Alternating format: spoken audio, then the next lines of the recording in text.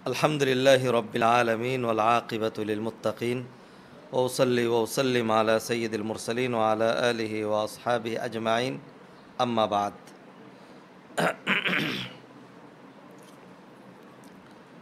अऊज़ु बिल्लाहि मिनश शैतानिर रजीम बिस्मिल्लाहिर रहमानिर रहीम।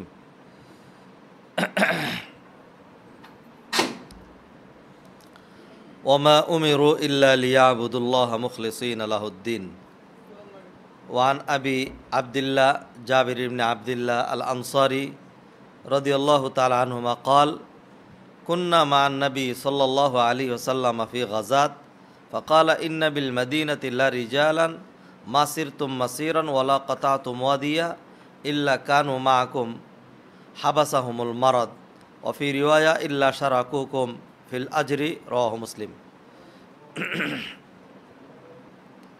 सम्मानित भाई बोनेरा, মানে সিজনের সাধারণ অবস্থার সাথে মিলিয়ে তুলনামূলক 2-3 দিন ধরে একটু বিরূপ ওয়েদার অথবা যেই সিজনে বৃষ্টি না হওয়ার কথা বৃষ্টি হচ্ছে, সেই হিসাবে ঢাকার যে রাস্তাঘাট পরিষ্কার তো নয় অবশ্যই, নিঃসন্দেহে এই প্রতিকূলতার মধ্যে দিয়ে আসতে আপনাদের কষ্ট হয়েছে।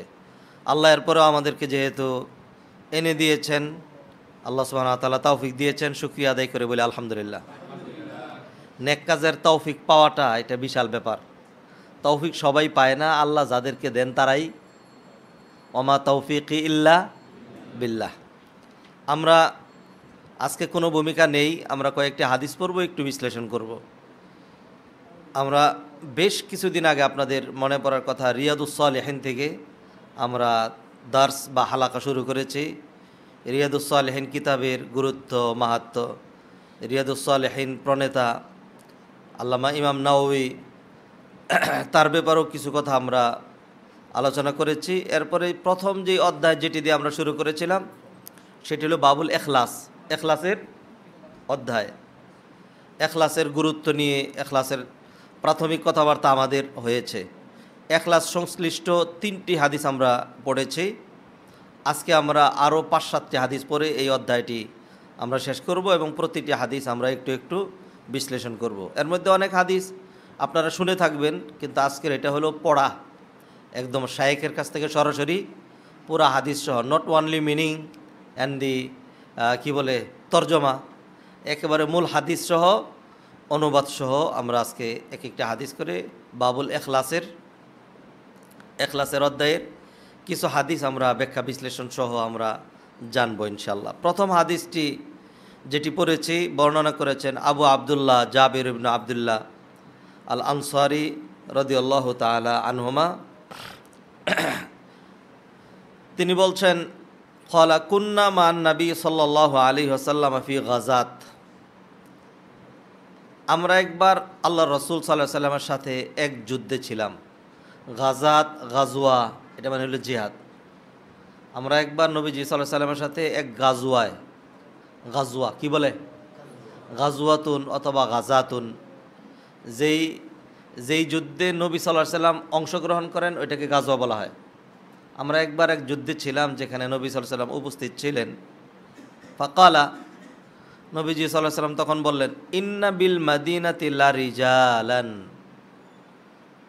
মদিনা থেকে তারা বেরিয়ে গেছেন, জিহাদে যাচ্ছেন, অনেক দূরে গিয়েছেন।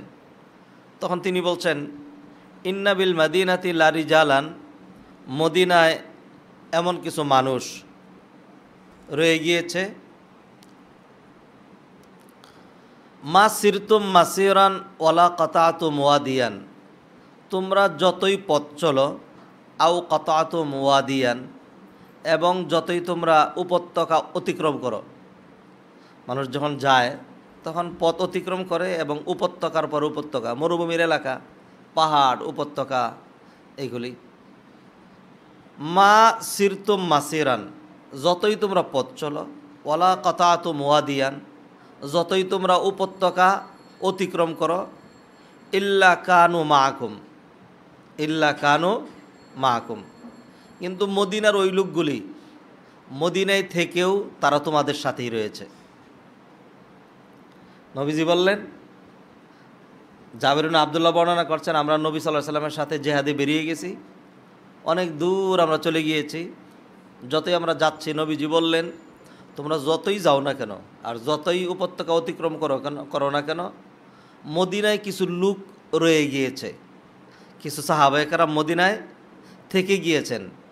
তারা মদিনায় থেকেও ইল্লা কানু মাআকুম, তারা প্রতিটা কদমে কদমে, প্রতিটা উপত্যকায়, প্রতিটি যাত্রায় যতই তোমরা এগিয়ে চলছো তারা তোমাদের সাথেই আছে।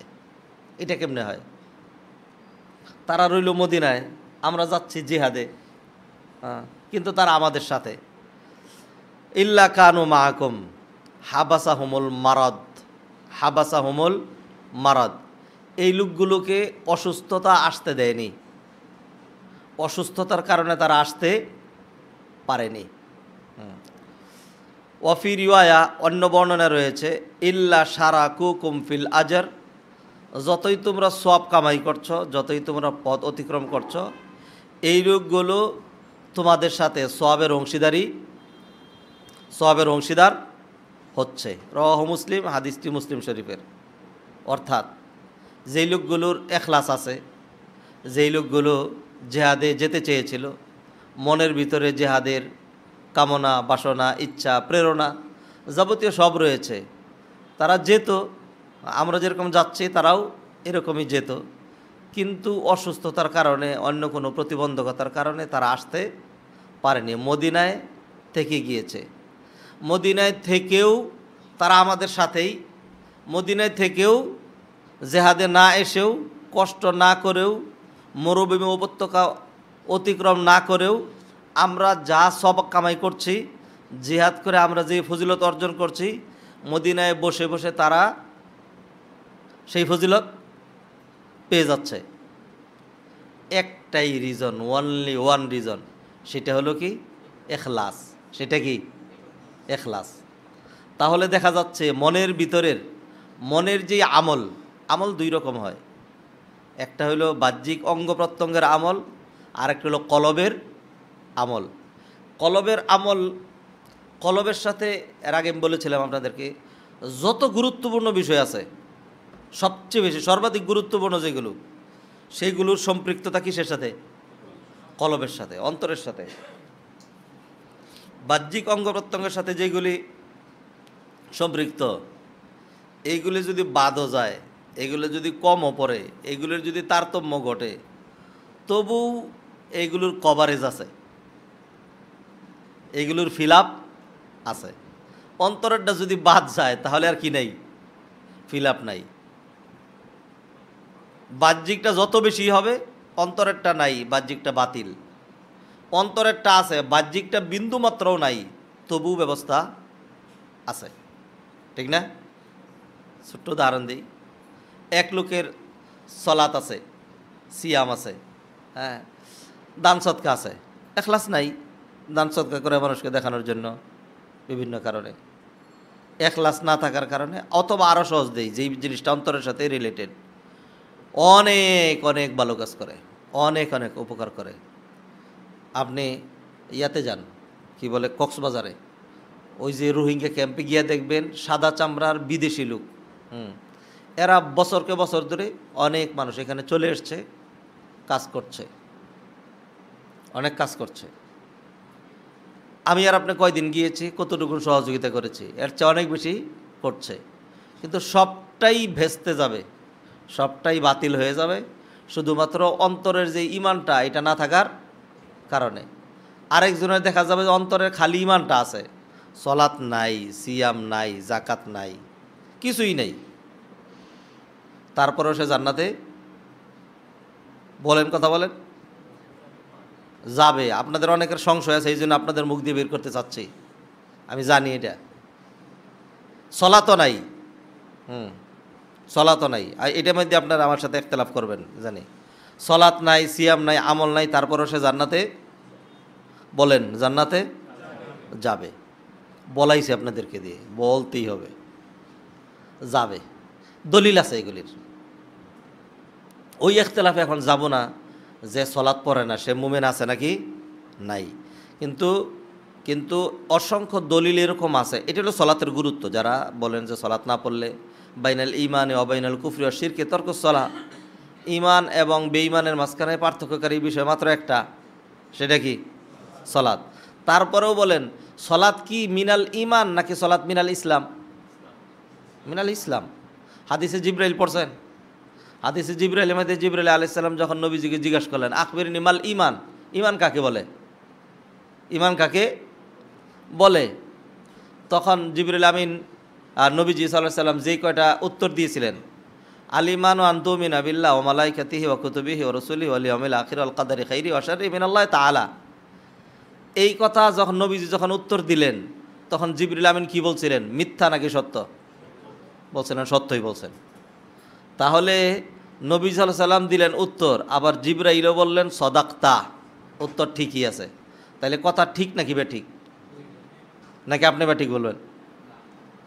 তাহলে কি ঠিক? এর ভিতরে সলাত নাই, এর ভিতরে কি নাই? এরপরে বললেন আখবিরনি মাল ইসলাম। এইবার ইসলামের ভিতরে বাহ্যিক যত আমলগুলো সেগুলো উল্লেখ করা হলো। আমি পাতাইলে পারি দিয়া, যেহেতু এটা মূল আলোচনা না, আর অনেকগুলো হাদিস পড়বো, এই চাপটা শেষ করব। একের সর্বশেষের দিকের একটা হাদিস বলি। কিয়ামতের দিন নাকানি সুবানি খাওয়ানির পরে লক্ষ লক্ষ কোটি কোটি বছর যাদের সলাত নাই, সিয়াম নাই, কিছুই নেই, এদেরকে এমনি ছেড়ে দেওয়া হবে, কিছু হিসাব নিকাশ নেওয়া হবে না? নেওয়া হবে। কিন্তু তারপরেও কোটি কোটি বছরের পরেও যেই নাজাতটা হবে, হের পরে যেই যুগটা শুরু হবে, তারও তো কি নেই, শেষ আছে কি? একটা হাদিস শুনেন। ওই হাদিসে নবীজি সাল্লাল্লাহু আলাইহি সাল্লাম বলছেন, আল্লাহ সুবহানাহু ওয়া তাআলা যখন নবীজির শাফাত শেষ, যাবতীয় সব কিছু শেষ, নবীজি তো পেরেশানির মধ্যে থাকবেন। এরপরে আল্লাহ সুবহানাহু ওয়া তাআলা সর্বশেষে গিয়ে ফেরেশতাদেরকে বলবেন, আখরিজু মিনান্নার, আখরিজু মিনান্নার মানফি কলবিহি আদনা আদনা আদনা মিন মিসকালি খারদালি মিনাল ইমান। জাহান্নাম থেকে বের করে নিয়ে আসো এমন এমন মানুষ যার কলবের ভিতরে এক সরিষার চেয়ে আরও আরও আরও ক্ষুদ্রাতি ক্ষুদ্র পরিমাণ ইমান আছে। শুধু কোনো আমল টামল তো দূরের কথা, ইমানই তো পুরাটা নাই, বেল পরিমাণও নাই, তাল পরিমাণও নাই, এরপরে তিল পরিমাণও নাই, তিলের চাইতেও সরিষার চাইতেও আরও আরও ক্ষুদ্রাতি ক্ষুদ্র। এরপরে আল্লাহ সুবহানাহু ওয়া তাআলা জান্নাতে দিবেন, জান্নাতে দিবেন। তাহলে এখানে কি দেখা গেল?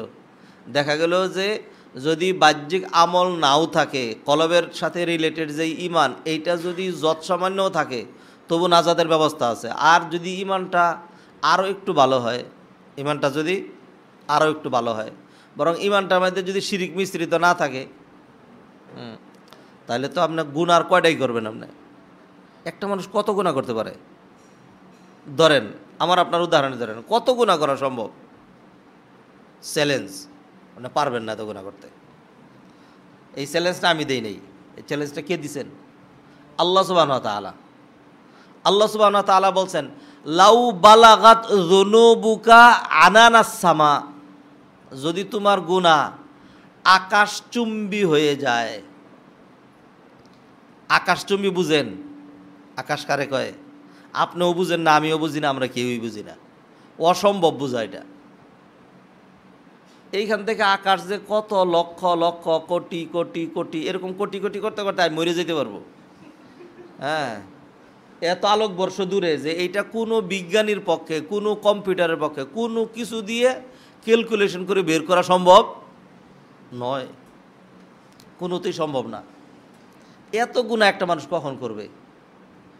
সহিহ হাদিস, একদম হাদিসে কুদসি, ইয়াবনা আদম লাউ আতাইতানি বিকুরাবি আহলিল আরদি খাতায়া সুম্মা লাকিতানি লা তুশরিকু বি শাইআ আতাইতুকা বিকুরাবি মাগফিরা। আদম সন্তান, আমার কাছে যদি ধরা দাও, হাজিরা দাও, এমনভাবে হাজিরা দিলা তুমি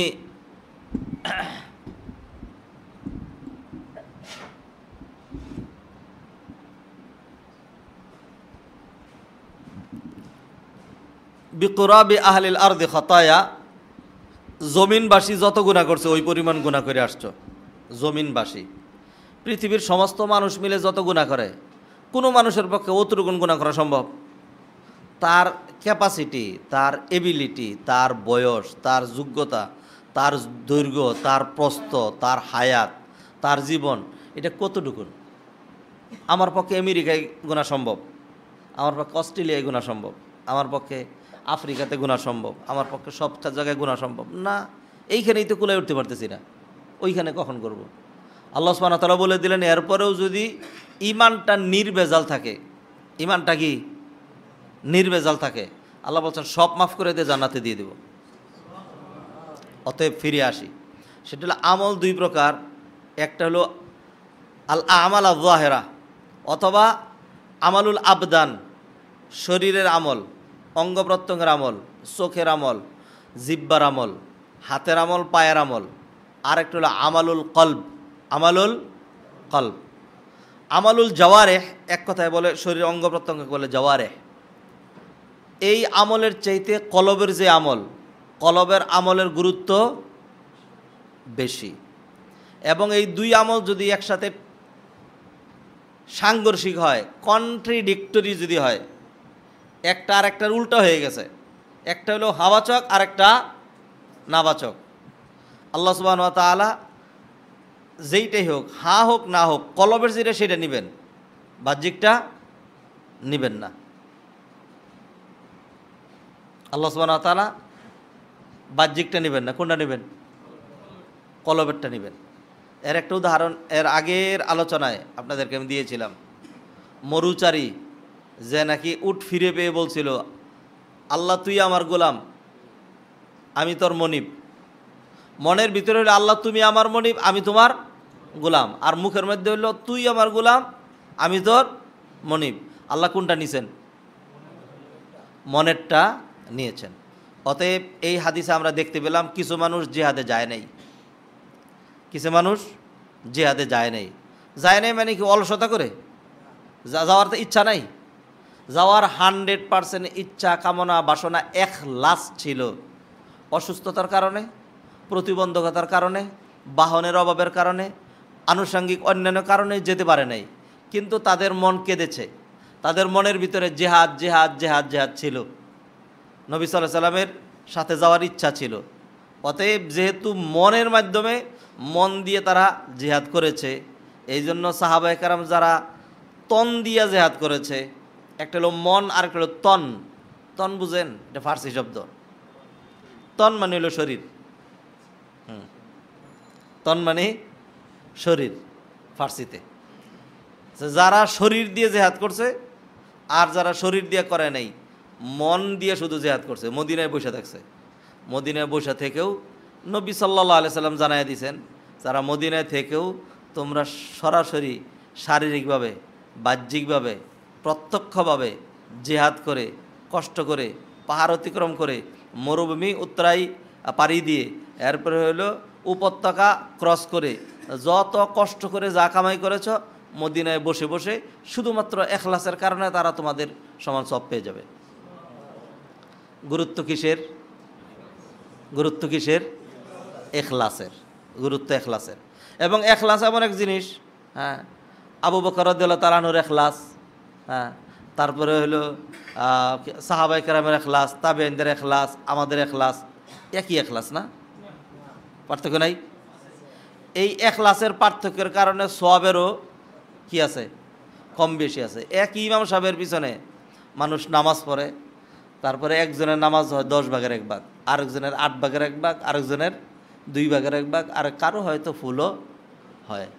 ইখলাসের কারণে। কিসের কারণে? ইখলাসের কারণে, মনোযোগিতার কারণে। তাহলে আমরা একটা হাদিস পড়লাম, এই হাদিসটার জিস্ট আমি আরেকবার বলি। জাবের ইবনে আব্দুল্লাহ রাদিয়াল্লাহু তাআলা আনহু তিনি বর্ণনা করে বলছেন, কুন্না মা নবী সাল্লাল্লাহু আলাইহি ওয়াসাল্লাম ফি গাযাত ফাকালা ইন্না বিল মাদিনাতি লা রিজালান মা সিরতুম মাসিরান ওয়ালা কাতাতুম ওয়াদিয়ান ইল্লা কানু মাআকুম হাবাসাহুমুল মারাদ ওয়া ফি রিওয়ায়া ইল্লা শারাকুকুম ফিল আজরি রাওয়াহু মুসলিম। জাবের ইবনে আব্দুল্লাহ রাদিয়াল্লাহু তাআলা বললেন, একবার আমরা নবীজি সাল্লাল্লাহু আলাইহি ওয়াসাল্লামের সাথে জিহাদে গেলাম। কিছু লোক মদিনায় বসে থাকলো, তারা জিহাদে গেল না। এরপর নবীজি বললেন, তোমরা যতই সামনে যাচ্ছ, যতই উপত্যকা অতিক্রম করছো, মদিনায় থেকেও কিছু মানুষ তোমাদের সাথেই আছে, মদিনায় থেকেও কিছু মানুষ তোমাদের সাথেই রয়েছে, যারা অসুস্থতার কারণে আসতে পারেনি। অপর বর্ণনায় বলে দেওয়া হলো যে তারা মদিনায় থেকেও সোয়াবে, মানে জিহাদের মধ্যে অংশীদার না, মানে বাহ্যিকভাবে জেহাদে অংশগ্রহণ করছে না, কিন্তু অংশীদার দিল সোয়াবের মধ্যে। তোমরা যেরকম সব কামাই করতেছো তারা ওইরকম সোয়াব কামাই করছে। এরপরে হাদিস,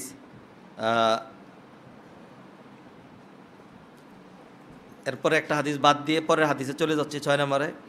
ওয়ান আবি ইয়াজিদ মান ইবনে ইয়াজিদ ইবনে আখনাস রাদিয়াল্লাহু তাআলা আনহু ওয়া হুয়া ওয়া আবুহু ওয়া জাদ্দুহু সাহাবিয়্যুন ক্বালা কানা আবি ইয়াজিদ আখরাজা দানানির ইয়াতাসাদ্দাকু বিহা ফাওয়াদাআহা ইনদা রাজুলিন ফিল মসজিদ ফাজি'তু ফাআখাযতুহা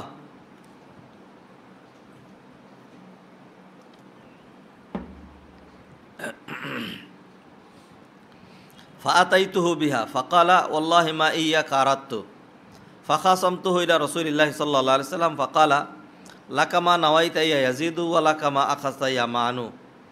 রাওয়াহুল বুখারী। আবু ইয়াজিদ মান বিন ইয়াজিদ ইবনে আখনাস রিদওয়ানুল্লাহি তাআলা আলাইহিম আজমাইন বর্ণনা করেন। এখানে আবার বলে দেওয়া হচ্ছে হুয়া ওয়া আবুহু ওয়া জাদ্দুহু সাহাবিয়ুন। এই আবু ইয়াজিদ এবং তার বাবা এবং তার দাদা তারা তিনজনই সাহাবী, অর্থাৎ সাহাবীর ঘরের ঘরের সাহাবী। সাহাবীর এইরকম তো উদাহরণ কম না, অনেক সময় দেখা যায় পিতা পুত্র সাহাবী, কিন্তু একবারে পিতা পুত্র নাতিসহ তারা তিনজনই সাহাবী ছিলেন। ক্বালা কানা আবি ইয়াজিদ আখরাজা দানানির ইয়াতাসাদ্দাকু বিহা।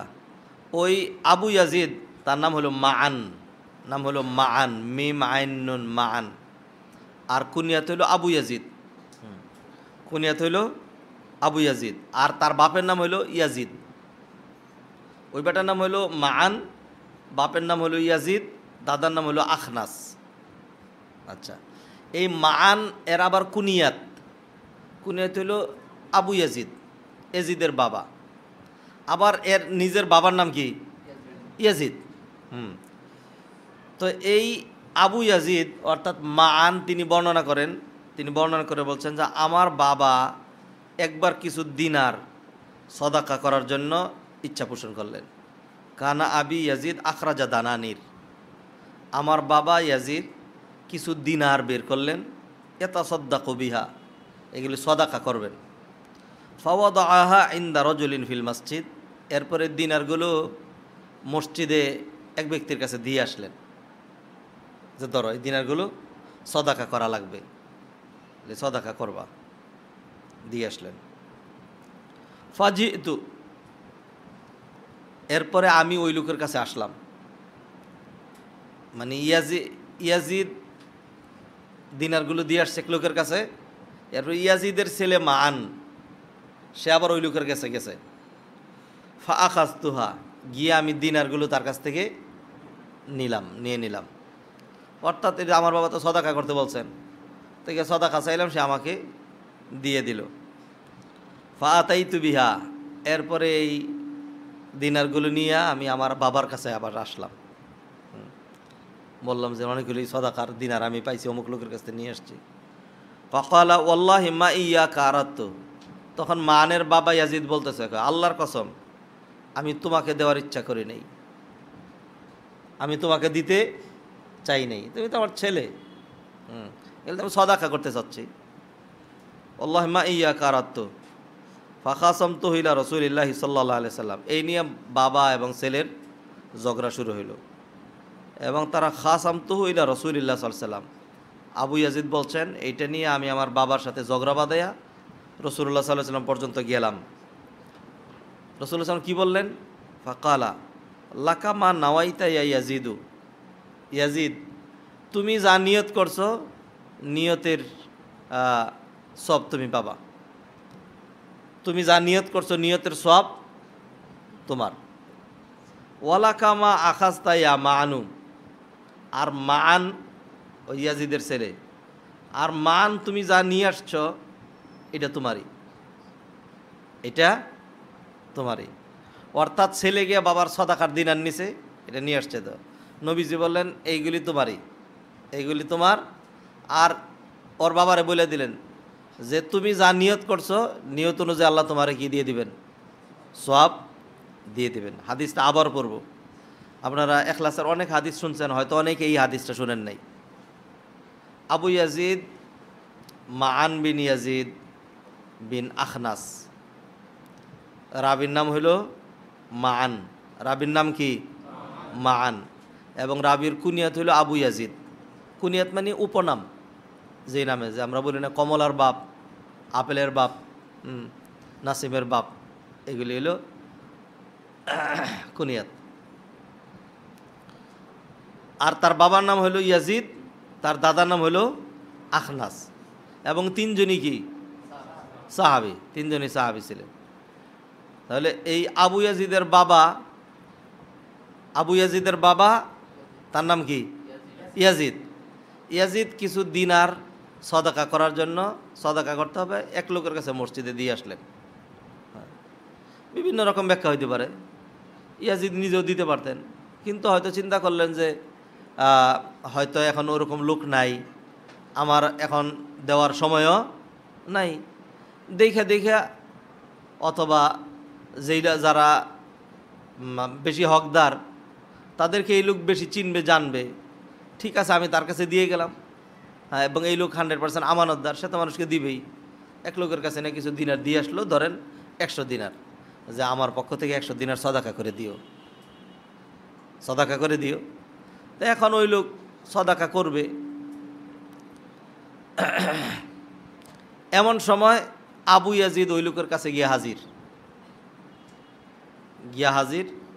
গিয়া কি বলছে, যে আমার বাবা যেই দিনারগুলো রেখে গেছে এগুলো আমারে দেন না, এরকম না। এই লোক আবু ইয়াজিদ হয়তো তার কাছে গিয়ে বলল যে আমি সমস্যাগ্রস্ত ব্যক্তি, আমার কিছু সাহায্যের দরকার। তখন ওই লোক এই দিনারগুলো কাকে দিয়ে দিছে, আবু ইয়াজিদ রে, অর্থাৎ ওই ইয়াজিদের ছেলে যে মান, তাকে দিয়ে দিল। একে দিলে কেন? দুইটা কারণে দিতে পারে। কয়টা কারণে? দুইটা কারণে। একটা কারণ হলো ওই লোক হয়তো চিনে নাই বা জানে নাই যে এই লোকটা ওই ইয়াজিদের ছেলে, এই ইয়াজিদের ছেলে চিনে নাই, এই জন্য তারা দিয়ে দিছে। আরেকটা কারণ হইতে পারে যে এই লোকটা দারুণ মুখাপেক্ষী, এই লোকটা দরিদ্র, এ একজন মানে সদাকা পাওয়ার উপযুক্ত ব্যক্তি। আর এগুলি তো সদাকার টাকা, ওই লোক দিয়ে গেছে, উপযুক্ত লোক পাইলে এই টাকাগুলো কী করবা? দিয়ে দিবা। এখন একে উপযুক্ত মনে হয়েছে, টাকা দিয়ে দিছে। এখন ছেলের যখন সচ্ছলতা আসছে, এমন না যে ছেলে কৌশল করে নিয়ে গিয়ে, বাবা তুমি যেটা সৎকার করতে দিয়ে আসছিলা এটা আমি নিয়ে আসছি, হয়তো ব্যাপারটা এরকম না। হ্যাঁ, আবু ইয়াজিদ যখন এই টাকাগুলো নিয়ে আসছে, আইনা যখন করলো যে আমি অনেকগুলো টাকা পাইছি, তো এখন আমি এই কাজটা করব, আমার ঋণটা পরিশোধ করব, আমার ঘরের এই কাজটা ধরবো, এই করব, আপনারও কিছু খেদমত করব, আমার তো কিছুই ছিল না, আমি কিছু টাকা পাইছি। কোথায় পাইলে তুমি এত টাকা? তখন বললো যে মসজিদে একটা লোক আছে অমুক অমুক, হ্যাঁ, আমি গিয়ে যখন তার কাছে গেলাম, অথবা তার কাছে চাইলাম, অথবা আমি যাচ্ছিলাম, সে আমাকে দেখে আমাকে দিল। সর্বনাশ করছ, এই টাকা তো বেটা তোর বাপের টাকা। হ্যাঁ, এগুলি তো আমি সদাকা করার জন্য দিছি, এবং সদাকা তো আমি তোমার বাবা, তুমি তো আমার কাছ থেকে সদাকা পাবা না, তুমি আমার কাছে সদাকা পাবা না, অতএব এটা তো তোমার জন্য না, এটা অন্য মানুষকে দেব। এখন যেহেতু সে পাইছে, সে মুখাপেক্ষী, যদি সে অমুখাপেক্ষী হইতো তাহলে সে সদাকার টাকা নিত না, এক নম্বর কথা, যেহেতু সাহাবী। 2 নম্বর হইল, যদি তিনি অমুখাপেক্ষী হইতেন তাহলে যেই সাহাবীর কাছে দিয়ে আসছেন তিনিও তাকে টাকাটা দিতেন না। যেহেতু তিনি মুখাপেক্ষী হিসাবে, অসচ্ছল হিসাবে এবং যোগ্য ব্যক্তি হিসাবে তিনি টাকাটা পাইছেন, সুতরাং তিনি ধারণা করছেন যেইটা মনে হচ্ছে সেটা হোক, আমি তো এটার যোগ্য, আমি পেয়েছি, এই জন্য বাবার টাকা হইলেও আমি আর এটা ফেরত দিচ্ছি না। আবার বাবার ইচ্ছা হলো যে যেহেতু সে আমার ছেলে, আবার আমারই টাকা ঘুরে তার কাছে যাচ্ছে, এই সদাকা যদি কবুল না হয়, এর সওয়াব যদি আমি না পাই, এইটা নিয়ে পিতা এবং পুত্রের মাঝখানে ঝগড়া। এরপরে ঝগড়ার সমাধান হবে কিভাবে? কাকে দিয়া? আচ্ছা, এখন যদি ঝগড়া হয় তাহলে সেটা সমাধান হবে কি দিয়া? হায় আল্লাহ, শোনেন, ভালো কথা বলছেন। কোরআনে আল্লাহ এটা বলে দিয়েছেন, ওয়ামাখতালাফতুম ফীহি মিন শাইইন ফাহুকমুহু ইলাল্লাহ। এরপরে বলছেন, ফাইন তানাযাতুম ফী শাইইন ফারুদ্দুহু ইলাল্লাহি ওয়ার রাসূল। যদি কোনো কিছু নিয়ে তোমাদের মাঝখানে বাদানুবাদ হয়, ঝগড়া হয়, তাইলে এটার সমাধান হবে আল্লাহ এবং তার রসুলকে দিয়ে। আল্লাহর কাছে তো তখনও যাওয়া সম্ভব ছিল না একটা, ঠিক আছে না? কিন্তু নবীর কাছে যাওয়া সম্ভব ছিল, যেহেতু নবী তাদের কাছে ছিলেন, নবীর কাছে গেছেন। আর এখন যখন নবীজি দুনিয়া থেকে বিদায় নিয়ে চলে গেছেন, এখন আমাদের পক্ষে আল্লাহর কাছেও যাওয়া সম্ভব না আর নবীর কাছেও যাওয়া সম্ভব না। কিন্তু আল্লাহ এবং নবীর প্রতিনিধিত্ব করে, আল্লাহ এবং নবীর রিপ্রেজেন্টেটিভ হিসাবে নবীজি সাল্লাল্লাহু আলাইহি ওয়াসাল্লাম বলে গেছেন, তারাকতু ফীকুম আমরাইনি, আমি তোমাদের কাছে দুইটা জিনিস রেখে যাচ্ছি। আজ থেকে বহুদিন আগের এক দুঃখের কথা বলি। এটা খুব সম্ভবত 99 সনের ঘটনা, 99 সনের কথা। তখন আমি ইস্যু ইয়াং ম্যান, এবং কাজী ইব্রাহিম সাহেব উনি আমার উস্তাদ, সরাসরি উস্তাদ। আমি নরসিংদী জামিয়া কাসিমিয়ার তখন শিক্ষক। একবার আমাদেরই এক শিক্ষক, তিনি এক মসজিদে জুমা পড়াইতেন। ওই জুমাতে তিনি বললেন যে আপনারা যারা খুতবার সময় এসে বসে যান, বসবেন না, 2 রাকাত নামাজ পড়বেন, 2 রাকাত নামাজ পড়ে তারপরে বসবেন। আর আমি খুতবায় যখন দোয়া করি তখন আমিন আমিন বলবেন। এই কথা শোনার পরে মসজিদে তাবলিগ আসছিল এক লোক, সে আবার হাটাজারি মাদ্রাসার ফারেক। সে তো খতিব সাহেবের এমনভাবে ধরছে, একেবারে নাকারি সুবানে খাওয়াই ফেলছে। হ্যাঁ, খুতবার সময় কোনো আমিন কোনো কিছু বলা যাবে না, খুতবার সময় কিছুই বলা যাবে না। আর হইলে ইমাম সাহেব যখন বেরিয়ে আসে, ইদা খারাজাল ইমাম ফালা সলাত ওয়ালা কালাম, ইদা খারাজাল ইমাম ফালা সলাত ওয়ালা কালাম। ইমাম যদি বেরিয়ে আসে তখন কোনো সলাতও নাই আর কোনো কথাও নাই, অতএব নামাজও পড়তে পারবে না। এটা হাদিস না, এটা কওলুজ জুহরি, একজন তাবেঈ জুহরি, তার বক্তব্য এটা। ইমাম সাহেব বেরিয়ে আসলে কথাও নাই আর সলাতও নাই, একদম ঠিক কথা বলছেন জুহরি এটা। অর্থাৎ যারা মসজিদে আছে, যখন খতিব সাহেব বেরিয়ে আসবে, তারা এতক্ষণ কথাবার্তা বললেও এখন আর কথা বলতে পারবে না, আর এতক্ষণ নামাজ পড়লেও এখন আর নামাজ পড়তে পারবে না। এটাই তো হলো ব্যতিক্রম ধরবে, এক্সেপশনাল কেসের। আমাদের সমাজের মানুষ অনেক সময় এক্সেপশনাল কেস বুঝে না, বেশি দরবেশ হইলে এরকম হয়। যেমন মনে করেন নর্মাল কেস হইল, আমি একটা মহিলা গায়ে হাত দেব তো দূরের কথা, মহিলার দিকে আমি তাকাইতেই পারবো না। এক্সেপশনাল কেস হইল মহিলাটাকে জড়ায় ধরতে হবে। এক্সেপশনাল কেস কীরকম কেস? মনে করেন আপনি এখন বেরিয়ে গেলেন, গিয়া দেখলেন রিক্সা উল্টা অথবা গাড়িয়া হইয়া একটা অ্যাক্সিডেন্ট হইয়া এক মহিলা এরকম কাতরাচ্ছে, মারাত্মক আহত হয়েছে, তাকে হসপিটালাইজ করা দরকার, তার চিকিৎসা করা দরকার। হয়তো তার পরিধেয় বস্ত্রই একটু উল্টাপাল্টা হয়ে গেছে। এখন আপনি চিন্তা করলেন যে সর্বনাশ, আমি মাত্র হালাকা থেকে আসছি, জীবন আমি এদিকে তাকাবই না। হ্যাঁ, কারণ দরবেশ তো তাকাইলেন না, এদিকে চলে গেলেন গিয়া। আপনি খুব ভালো কাজ করেন নাই। আপনার তখন উচিত হবে, হে রাগ তোর মহিলা, রাগ তোর মহিলা, বেগানা টেগানা খাপ করে ধরেন, তাড়াহুড়ো করে গাড়িতে ওঠান, যেমনি পারেন চিকিৎসা করেন। এরপরে যখন একটা নর্মাল পরিবেশে চলে আসবে, এইবার এই মহিলা থেকে আড়াল হয়ে যান। কথা ঠিক না? হ্যাঁ, যদি আগুন লেগে যায় কোনো বাড়িতে, আগুন লাগছে, হ্যাঁ, এখন আমার সর্বনাশী, ঘরের ভিতরে মহিলা আছে, আমি সেদিকে যাব না, পুইরা সারকার হয়ে যাক। এইটা নর্মাল কেস না, এটা কি এক্সেপশনাল কেস। যারা মসজিদে জুমার দিনে উচিত হইল মুসল্লিয়ানে কারাম, জুমার দিন এটা ইবাদতের দিন, মুসল্লিরা আগের থেকে মসজিদে বসা থাকবেন। খতিব সাহেব আগে আসবে না, খতিব সাহেব কখন আসবে? পরে আসবে। হ্যাঁ, এবং এইটার সপক্ষে দলিল আমাদের দেশে হলে আর উল্টা, ইমাম সাহেব খতিব সাহেব আগের থেকে কোথায় থাকতে হবে? কমিটির লোক যদি আইসা দেখে ইমাম খতিব মসজিদে নাই, তাহলে আর চাকরি নাই, চাকরি থাকবে না, হেরা আসবে পরে, ঠিক না? তো জুমার দিন মানে সবাই বসা থাকবে, এবং যারা আগে আসবে তাদের নাম ফেরেশতারা ডায়েরিভুক্ত করবেন, ফেরেশতারা গেটে দাঁড়ায় থাকবেন। এরপরে যখন খতিব সাহেব চলে আসবে, এইবার ফেরেশতারা ডায়েরি বন্ধ করে দিয়ে এসে খতিব সাহেবের আলোচনা শুনবে। এখন আর কথাও বলা যাবে না, নামাজও পড়া যাবে না। ব্যতিক্রম হলো ওই ব্যক্তি যে নাকি ইমাম সাহেব খুতবা দেওয়ার সময় এসছেন। তো এখন ওই যে আমাদের খতিব সাহেব তিনি এই কথাগুলি বলার পরে এখন ওই মসজিদে লাগছে পেস, এমন অবস্থা একবারে এই খতিব সাহেবের চাকরি যায় যায় অবস্থা। হ্যাঁ, এমন মারাত্মক কথা বলছে, আমিন আমিন বলতে বলছে, দোয়া করবে, কেন আমিন বলবে, আমিন বলবে না। এটা হলো একটা। 2 নম্বর হলো কেন নামাজ পড়তে বললো, নামাজও পড়বে না, দলিল দিতে বললো না, তো হাদিস আছে, দলিল আছে, কারণ দলিল দিতে হবে আপনাকে। এরপরে সে আইসা আমার কাছে, হায় আল্লাহ, এটা তো একদম স্পষ্ট মুসলিম শরীফের হাদিস, এটা সুলাইখাল গাতফানির। বের করলাম এগুলি, তখন তার এত নেট টেট কিচ্ছু ছিল না, কিতাব ঘাটাঘাটি করে বের করে বুখারি মুসলিম করলাম। শেষমেশ একটা বহসের পর্যায়ে চলে গেল। আমরা 3 জন গেলাম, আমি, কাজী ইব্রাহিম শাহ হুজুর, আরেকজন নরসিংদী জামে কাসিমের শিক্ষক, সিলেটের বাড়ি, মাওলানা আর নাজমুল সাহেব, এই 3 জন। আমরা অনেক কিতাব টিতাব নিয়ে গেলাম, দলিল সহ। তারা আসছে এখান থেকে, কোনো কিতাব টিতাব আনে নাই। তারা বেশ কিছু লোক আসছে, এরকম একটা চটি বই উর্দু, এটা নিয়ে আসছে। এরপরে এখন বহস করবে আমাদের সাথে এগুলি নিয়ে। তো একটা পর্যায়ে বিভিন্ন কথাবার্তা শুরুতে হবে। আমি জিজ্ঞেস করলাম, আচ্ছা শুনেন, একটা মূলনীতি আমরা নির্ধারণ করি, এই যে একটা বিষয় নিয়ে আমাদের মাঝখানে বাদানুবাদ, আমরা বলছি একটা, আপনারা বলছেন আরেকটা। এই যে একটা এখতেলাফ, এই এখতেলাফ সমাধান করার জন্য আমরা বসছি। তা সমাধান কিভাবে করব?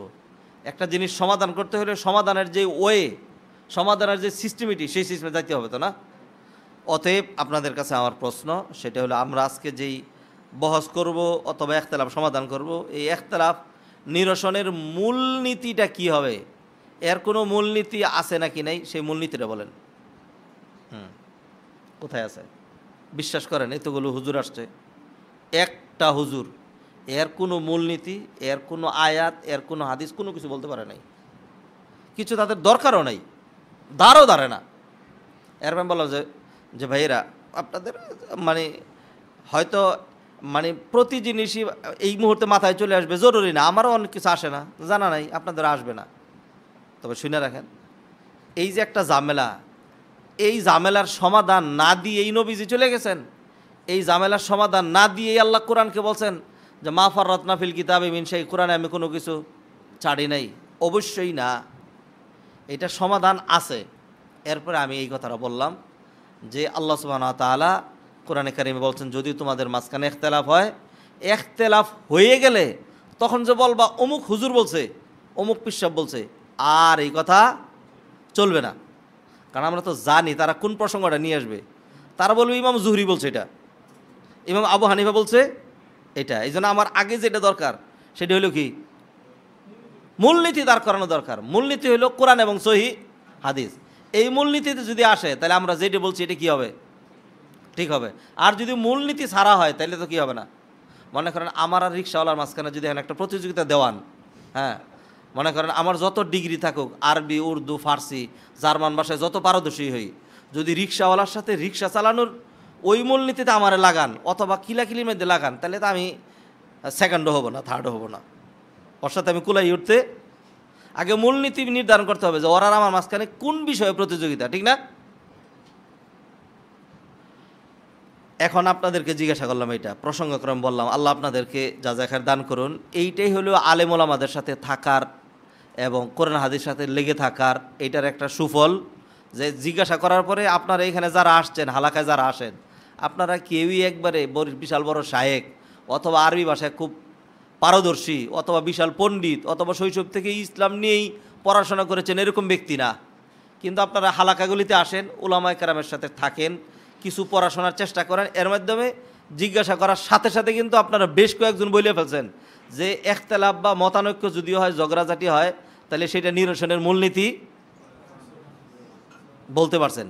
কিন্তু আমাদের দেশের হুজুররা, বহু মানুষ আপনি জিজ্ঞেস করে দেখেন যে ইখতিলাফ নিরসন করতে হবে কি দিয়া, এই মূলনীতিটা তারা জানে না। শেষমেশ এই মূলনীতি তারা জানুক অথবা না যাই না হোক অথবা ইচ্ছা করে হোক, এই মূলনীতিতে তাদেরকে আর আনতে পারি নাই, এই মূলনীতিতে তারা আসে নাই। এই মূলনীতি হবে না, কোরআন দিয়েও হবে না, হাদিস দিয়েও হবে না। কারণ তারা মাদ্রাসায় যখন করছে তখন তো তারা বুঝছে এরা কিন্তু বুখারি মুসলিমের হাদিস নিয়ে আসবে। অতএব তাদের চিন্তা হলো যারা বুখারি মুসলিমের ধারে কাছেও যাওয়া যাবে না, আমরা এই জন্য বুখারি মুসলিম নিচ্ছিও না, তারা নিয়ে এসো, আমরা সেটা শুনবও না। হ্যাঁ, একটাই তাদের কথা, অন্য কোনো কথা শুনবো না। আপনারা হানাফি মাযহাব মানেন নাকি মানেন না, এইটারও প্রশ্ন। এখন যদি আমরা এই কথা বলি যে আমরা হানাফি মাযহাব মানি না, তখন বলবে যে যারা লামাযহাবী এদের সাথে আমাদের কোনো কথাই নেই, তোমরা এক দলের লোক, আমরা আরেক দলের লোক, বুঝছেন? এরপরে কাজী ইব্রাহিম হুজুর বললেন, না ঠিক আছে, হানাফি মাযহাব তো মাযহাব মানি, মাযহাব মানবো না কেন, মাযহাবী আর ঠিক আছে। হ্যাঁ, আমরা এটা যখন এক করে বললাম, এরপরে বললো যে না, তাইলে আর অন্য কোনো কথা না, যদি মাযহাব মানেন, হ্যাঁ, তাইলে এই যে এইখানে আর আমরা শুনি না শুনি, তারা বর্গ উর্দুতে যে জব ইমাম নিকাল আয়েগা তো নামাজ বি নেই এ বি নেই, এই যে উর্দুতে পড়ে শোনায় দিল, বাস এটা হানাফি মাযহাবের সিদ্ধান্ত। তাই আমি বললাম যে শোনেন, ঠিক আছে, আপনার প্রশ্ন ছিল হানাফি মাযহাব মানি নাকি মানি না, তো আমাদের উত্তর ছিল ঠিক আছে হানাফি মাযহাব মানি। আচ্ছা, এইবার আমি একটা প্রশ্ন করি, এর উত্তর আপনি দেন। আমি প্রশ্ন করলাম, বলেন দেখি আপনারা কোরআন এবং হাদিস মানেন নাকি মানেন না? এই প্রশ্ন করার পরে এখন আর কোনো উত্তর দিচ্ছে না, ওই দিক সেদিক, কারণ এটা বলতে পারবে না যে কোরআন হাদিস মানি না, কারণ আমরা তো মূলনীতি দাঁড় করেছি কোরআন এবং হাদিস দেওয়া হবে। কোরআন হাদিস মানেন? এই প্রশ্নে আর কোনোভাবে আসলো না। এখন শুনেন, এই ধরনের ইখতিলাফ যখন হয়, ফয়সালার বিষয় যখন আসে, তখন এই ধরনের জায়গাতে আল্লাহ সুবহানাহু ওয়া তাআলা মূলনীতি দিয়েছেন, ফয়সালা হইতে হবে কি দিয়ে? কোরআন দিয়ে। এবং আল্লাহ সুবহানাহু ওয়া তাআলা বলে দিয়েছেন, মান লাম ইয়াহকুম বিমা আনজালাল্লাহ। আমি কিন্তু একটা মূলনীতি বললাম, এ স্কোয়ার মাইনাস বি স্কোয়ার ফর্মুলাটা দিলাম, বললাম মান লাম ইয়াহকুম বিমা আনজালাল্লাহ, যারা আল্লাহ এবং আল্লাহ রসুলের আনিত বিধান অনুযায়ী, আল্লাহ যা নাজিল করেছেন সে অনুযায়ী যারা ফয়সালা করবে না, ফাউলাইকা হুমুল কাফিরুন, ফাউলাইকা হুমুল কাফিরুন, ফাসিকুন জালিমুন আছে এক এক পর্যায়ে একটা, ফাউলাইকা কাফিরুন, যারা এটা দিয়ে করবে না তারা কাফের। যদি কেউ কোরআন হাদিস না মানে, হ্যাঁ, হানাফি মাযহাব মানি না, আপনি আমাকে কি বলবেন? হানাফি মাযহাব মানে না শাফিরা, হানাফি মাযহাব মানে না মালিকিরা, হানাফি মাযহাব মানে না হাম্বলিরা, হানাফি মাযহাব মানে না আহলে হাদিসরা, তো মানে না। তো যারা হানাফি মাযহাব মানে না তারা কি মুসলমান না কাফের? মুসলিম। এই ব্যাপারে তো কোনো ইখতিলাফ নাই। তো ঠিক আছে, তো আমরা বললাম হানাফি মাযহাব মানি না। আচ্ছা, কিন্তু শুনেন, আপনি যদি বলেন কোরআন মানি না, হাদিস মানি না, যদি এই কথা বলেন, যদি বলেন কোরআন হাদিস আমরা মানি না, কোরআন হাদিস তো আসতেছেন না, যদি বলেন কোরআন হাদিস মানি না, তাহলে যারা কোরআন হাদিস মানে না তাদের ক্ষেত্রে আল্লাহ সুবহানাহু ওয়া তাআলা এটা বলছেন। এই মূলনীতি বলার পরে আমি এখন আশ্চর্য হই যে ওনারা কীভাবে আলেম হইতে পারে। তখন ওরা এতগুলো মানুষের সামনে স্পষ্ট ভাষায় আমাদেরকে চেই থেকে বলল যে আনতুম কুফফার, তোমরা সবাই কাফের। হ্যাঁ হ্যাঁ হ্যাঁ, আনতুমুল কুফফার। হ্যাঁ, আমরা বলে দিছি সবাইকে যে ওনারা কী বলছে বুঝছেন? হ্যাঁ, আমরা বলছি এটা, ওনারা বললেন হ্যাঁ যে তোমরা সবাই কাফের। তাহলে তো ভালো কথা বলছেন, এটা এমন এক কথা বলছেন, এটা ঘুরবে এবং আল্লাহর আরশ পর্যন্ত এটা ঘুরতে থাকবে, কারণ সাংঘাতিক জঘন্য কথা তো। হ্যাঁ, এটার স্থান একখানে হইতেই হবে। তা যদি আপনারা বলে থাকি, আপনার উপরে না বর্তায়, তাই যে আপনার উপরে যাচ্ছে না, চিঠি পাঠাইলাম আপনার নামে, রেজিস্ট্রি পাওয়া গেল না, তাইলে যার কাছে পাঠানো হয়েছে হের কাছে না গিয়ে পরে কার কাছে যাবে? সেন্ডারের কাছে যাবে, সেন্ডারের কাছে যাবে। যাই হোক, আমরা ফিরে আসি। কি বলতেছিলাম? তারা ঝগড়া হয়েছে বাপ পিতা পুত্রের। এখন ঝগড়ার সমাধানটা, যেহেতু নবীজি প্রেজেন্ট, বাবা ছেলের চর মেরে থাপ্পড় মেরে টাকা নিয়ে নিবে, হ্যাঁ, অথবা ছেলে রাগ করে বলবে যাও তোমার সম্পদ নিলাম না, আবার ফেরত দিলাম, কেন এটা কেন? ঠিক আছে, যাই হয়েছে, সমাধানের জায়গা তো আছে। ফাখা সমতু হইলা রসুলিল্লাহি সাল্লাল্লাহু আলাইহি ওয়াসাল্লাম, আমরা আল্লাহ রসুল সাল্লাল্লাহু কাছে গেলাম। ফাকালা লাকামা নাওয়াইতা ইয়া ইয়াজিদু, লাকামা নাওয়াইতা, নাওয়াইতু আনুসাল্লিয়া, নাওয়াইতু বলেন না, নাওয়াইতা, নাওয়াইতু নিয়ত থেকে, লাকামা নাওয়াইতা ইয়া ইয়াজিদু, ইয়াজিদ তুমি যা নিয়ত করছো তোমার নিয়ত আদায় হয়ে গেছে, অর্থাৎ তোমার ইচ্ছা ছিল এই টাকাগুলো দান করে সব পাবা, আল্লাহর রাস্তে টাকাগুলো দান করছো, এবং সেই জন্য তুমি আরেক লোকের কাছে দিয়ে আসছো, আল্লাহ অলরেডি তোমার এই টাকা কবুল করে ফেলছেন, এর সব তুমি পেয়ে গেছো। লাকামা নাওয়াইতা। এইবার এটা দিয়া পিতারে থামাই দিলেন যে তোমার যা দরকার তুমি পাইছো কিনা? হ্যাঁ পাইছি। এইবার মান রে থামাইলেন, ওয়ালাকা মা আখাস্তাইয়া মানু, মান ইয়াজিদের ছেলে, তুমি যা আনছো, হ্যাঁ এইটা তোমারই, তুমি যা আনছো এটা তোমারই। এখানে অসংখ্য ফিকহি মাসালা আছে, আমরা সবগুলো ফিকহি মাসালা আলোচনা এখানে আমরা করব না। সেখানে হলো যে পিতা তার পুত্রকে, যেটা সদাকা জাকাতের হইতে পারে, সদাকাতুল ফিতর হইতে পারে, এইটা তার অধীনস্থ যারা রয়েছে, যাদের ভরণ পোষণের দায় দায়িত্ব পিতামাতার উপরে, তাদেরকে সেইটা দিতে পারবে না। কারণ হলো দুই ফরজ, দুই ফরজ, এক ফরজ দিয়ে আরেক ফরজ আদায় হবে না। জোহরের ফরজ একটা, আসরের ফরজ আরেকটা, একটা দিয়ে দুইটা কভার দেওয়া যাবে না। তা সুতরাং আমার জাকাত আদায়ের ফরজ দিয়া ছেলে মেয়ে প্রতিপালনের যে ফরজ, এইটা দিয়ে ওইটা কভারেজ দিয়ে দিব, এইটা হবে না। তবে যদি এরকম হয় যে ছেলে মেয়ের আসল ভরণ পোষণ ফরজ আদায় করার পরে, তাদের প্রয়োজন মেটানোর পরে এর বাহিরে যদি তার কোনো সিচুয়েশন এমন মানে অ্যারাইজ করে, যে ক্ষেত্রে তাকে সদাকা দিয়ে সহযোগিতা করা যাইতে পারে, জাকাত দেওয়া যাইতে পারে, মানে জাকাতের প্রয়োজন হয়, তাহলে সেইখানে দেওয়া যাবে, এই মর্মে উলামায়ে কেরাম ফতোয়া দিয়েছেন। যেমন ধরেন ছেলে ঋণগ্রস্ত হয়েছে, অ্যাক্সিডেন্ট হয়ে এখন তার মানে অনেক ঋণ টিন হয়ে গিয়েছে, তার স্বাভাবিক ভরণ পোষণের আমার উপর যে দায় দায়িত্ব ছিল, এটা সবটুকুন করার পরে এখন আমি যদি এখন আমার জাকাত থেকে কিছু দেই, তাহলে আমার ছেলের সেই ঋণগুলো পরিশোধ হয়। এমত অবস্থায় ছেলেদেরকেও, ছেলেরে তারপর হলো পিতা মাতারে, মানে নিজস্ব ভরণ পোষণের ফরজ দায়িত্ব পালন করার ঊর্ধ্বে যেটা, বাহিরে যেটা, সেইটা যদি হয় তাহলে তাকে দেওয়া যাবে, এই মর্মে অনেক উলামায়ে কেরাম মানে ফতোয়া দিয়েছেন। এটা একটা। আরেকটা জিনিস এখান থেকে আমরা শিখলাম, সেটা হলো নিয়তের উপরে অনেক কিছুই নির্ভর করবে। কোনো ব্যক্তি যদি জাকাত দেয়, জাকাত দিল এমন এক ব্যক্তিকে, সে মনে করলো যে এই ব্যক্তি জাকাতের মহতাজ, জাকাত নেওয়ার উপযোগী, জাকাত তো জাকাতাকে দেওয়া যাবে না।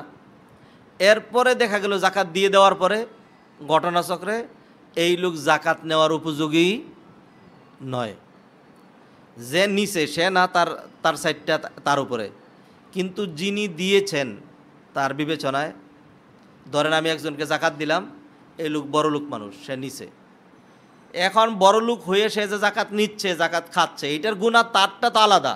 আমার সাইডটা কি? আমার সাইডটা হলো আমি তো যাই না, দেই নাই, আমি তাকে গরিব মনে করছি, এবং সে স্বেচ্ছায় নিচ্ছে এটা জাকাতের মাল। অতএব ধনী হওয়ার পরেও যেহেতু আমার নিয়ত ছিল জাকাত আদায় করা, গরিব মনে করিয়ে দেওয়া, যদিও সেটা ধনীর হাতে চলে গিয়েছে, তবু আমার জাকাত আদায় হয়ে যাবে, এই হাদিস থেকে আমরা দেখতে পাচ্ছি যে মানুষের এখলাসের গুরুত্ব দারুণ। এখলাসের কারণে দেখা যায় যে যেটা নাকি খাত নয়, অখাতেও যদি কোনো রকম সদাকা, জাকাত ইত্যাদি চলে যায়, তাহলে নিয়তের কারণে আল্লাহ সুবহানাহু ওয়া তাআলা সেটা কি করবেন? কবুল করবেন এবং সওয়াব দিবেন।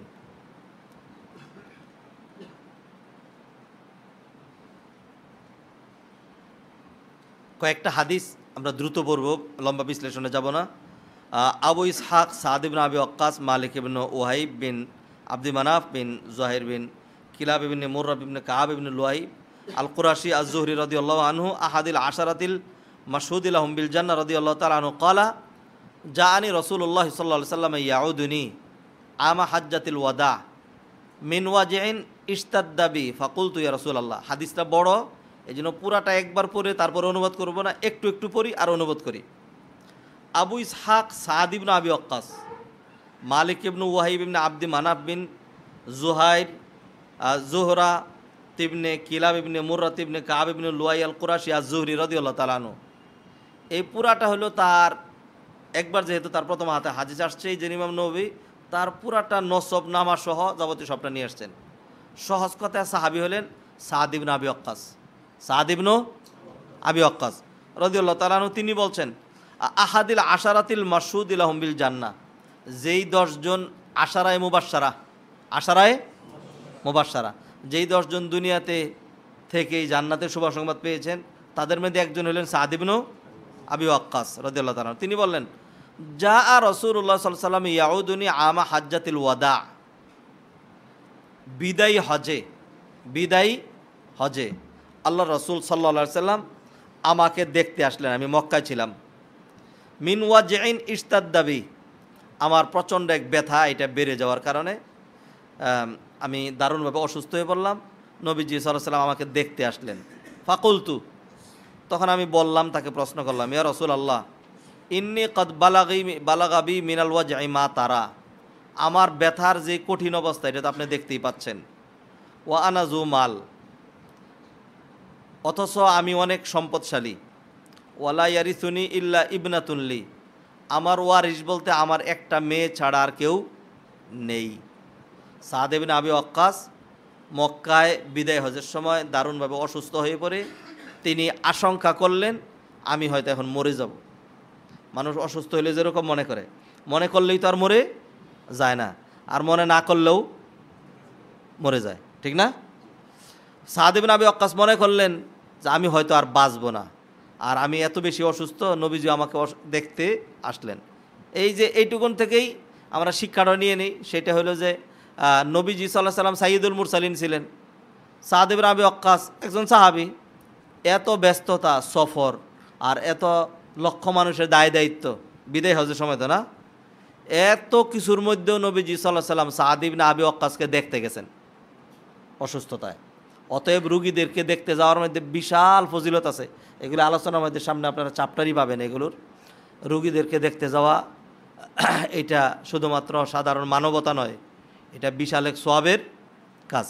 যাওয়ার পরে সাদ ইবনে আবি ওয়াক্কাস বললেন, ইয়া রাসূলুল্লাহ আপনি তো দেখতেই পাচ্ছেন আমার যে অবস্থা, অর্থাৎ আমি মনে করছি আমি হয়তো আর বাঁচব না। অতএব আমার তো অনেক মাল সম্পদ আছে, এই মাল সম্পদগুলো আমি কি করি? ওয়ালা ইয়ারিসুনি ইল্লা ইবনাতুনলি, আমার তো মাত্র একটা মেয়ে আছে, এত সম্পদ তো আমার মেয়ের দরকার নাই। এরপরে আফা আতাসাদ্দাকু বিসুলুসাই মালি, আমার মালকে 3 ভাগ করে 2 ভাগ মাল আমি সদকা করে দিতে পারি কি? নবীজি বললেন, ক্বালা না, 2 ভাগ তুমি সদকা করতে পারবে না।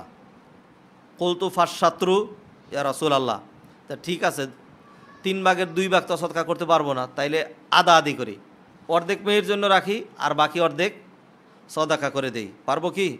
ফাকালা লা, নবীজি বললেন যে না, এইটাও তুমি পারবা না। ফাকুলতু ফাসসুলুস ইয়া রাসূলুল্লাহ, তাইলে কি 3 ভাগের 1 ভাগ, 3 ভাগের 1 ভাগ এটা আমি সদকা করতে পারি? ক্বালা আস-সুলুস ওয়াস-সুলুসু কাসীর আও কাবীর, 3 ভাগের 1 ভাগ এটাও তো বেশি, অনেক বেশি। নবীজি বললেন আস-সুলুস, 3 ভাগের 1 ভাগ, আস-সুলুসু কাসীর, আস-সুলুসু 3 ভাগের 1 ভাগ এটা অনেক বেশি, আও কাবীর এটা একটা বিশাল বড় অংশ। নবীজি এটা বললেন।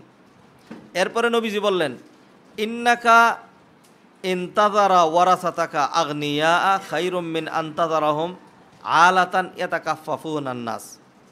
নবীজি সাল্লাল্লাহু আলাইহি ওয়াসাল্লাম এরপরে বললেন, তুমি তোমার ছেলে মেয়েদেরকে যদি সচ্ছল রেখে যাও, এটা তাদেরকে অসচ্ছল, এমন অসচ্ছল রেখে যাওয়া যে তারা মানুষের কাছে যাচনা করবে, মানুষের কাছে চাবে, হাত পাতবে, তার চাইতে অনেক উত্তম যে সন্তানদেরকে কি রেখে যাবা? সচ্ছল রেখে যাবা। মূল হাদিসটা কি? মূল হাদিস হলো সাদ ইবনে আবি ওয়াক্কাস অসুস্থ ছিলেন, নবীজি তাকে দেখতে গেলেন মক্কায়। কোথায়? সাদ ইবনে আবি ওয়াক্কাস কি মক্কার লোক নাকি মদিনার? মূল মক্কার, নবীজির মতোই, কিন্তু হিজরত করে কোথায় আসছিলেন? মদিনায় আসছিলেন। এরপরে বিদায় হয়ে নবীজি যেরকম ইয়াতে গেলেন, কোথায়? মক্কায়। তিনি হয়তো হজেই গেছেন, অথবা হইতে পারে এর আগে মক্কা বিজয়ের সময় তিনি গিয়েছেন, অথবা কোনো কারণে মক্কায় গিয়ে তিনি অসুস্থ হয়ে পড়েছেন। নবীজি যখন তাকে দেখতে গেলেন তখন তিনি বললেন যে আমার অনেক মাল সম্পদ আছে, মেয়ে মাত্র একটা, কয়টা খাবে? আমি কি আমার মালের 3 ভাগের 2 ভাগ সদকা করে দিতে পারি? নবীজি বললেন না, পারো না। এরপরে বলল তাইলে অর্ধেক, নবীজি বললেন তাও না। এরপরে বলল 3 ভাগের 1 ভাগ, নবীজি বললেন 3/1 তো অনেক, 3/1 তো অনেক। এবার এটা বলেন নাই যে পারো না, পারবা না। নবীজি বললেন 3/1 অনেক। এরপরে বললেন শোনো, ছেলে মেয়েদেরকে মানে গরিব ভিক্ষুক বানায় যাওয়ার চাইতে তাদেরকে সচ্ছল রেখে যাওয়া অনেক ভালো, অনেক ভালো। আচ্ছা, এইখান থেকে মাসালা বলে ফেলি। অতএব কেউ যদি ইয়া করতে চায়, ওসিয়ত করতে চায়, অথবা মৃত্যুর আগে দিয়ে সে সদাকা করতে চায়, মৃত্যুর আগে দিয়ে, তাহলে সে কতটুকু সদাকা করতে পারবে?